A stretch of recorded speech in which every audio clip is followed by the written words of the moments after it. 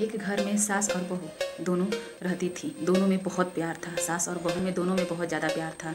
तो जो मोहल्ले वाले आस पड़ोस वाले थे बहुत जलते थे कि कैसे इन सास बहू में इतना प्यार है। हमारे घर में तो ऐसा कभी नहीं होता।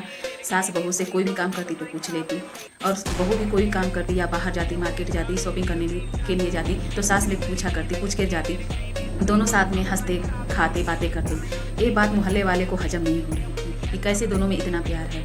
तो एक मोहल्ले वाली थी जो उन दोनों से जलती थी, तो वो गई एक बाबा के पास। बोली, बाबा इन सास बहू का जो रिश्ता है, इन दोनों में इतना प्यार है, इनको कैसे अलग किया जाए, कोई उपाय आप बताओ। तो बाबा बोले, कुछ नहीं करना, इनके लिए कोई उपाय नहीं करना। बस जब सास घर पे ना हो तो बहू के कान में बस कुछ नहीं बोलना है, बस कान के पास जाकर कुछ बातें बोलना है जो किसी को ना सुनाई दे। जब बहू बाहर हो तो सास के कान में बहू के सामने बोल देना यही बातें। फिर देखो इसका क्या कमाल होता है। जब वो पड़ोसन सास बाहर गई थी तो बहू घर में अकेली थी।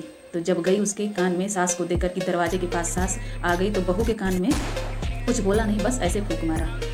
फिर जब वो चली गई कि मैं अब जा रही हूँ, तुम्हारी सास आ गई, तो सास ने पूछा कि पड़ोसन क्या बोल रही थी तुम्हारे कान में। तो बहू बोली कि कुछ नहीं बोल रही थी। तो सास बोली कि तुम्हारे कान में कुछ तो बोल के गई है, कुछ मैंने देखा है, वो बोल रही थी कुछ। बहू बोली कि कुछ बोला ही नहीं तो मैं क्या आपको बताऊँ कि क्या बोली है।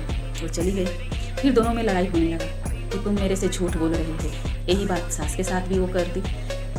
तो जो कुछ लोग होते हैं परिवार से जलते हैं तो उनके लिए कान फूंकना ही बड़ी बात हो जाती है। किसी के अगर घर में दरार दिलाने की कोई कोशिश करता है तो बस फूंक ही मार दो, उसका घर ऐसे ही टूट जाते हैं।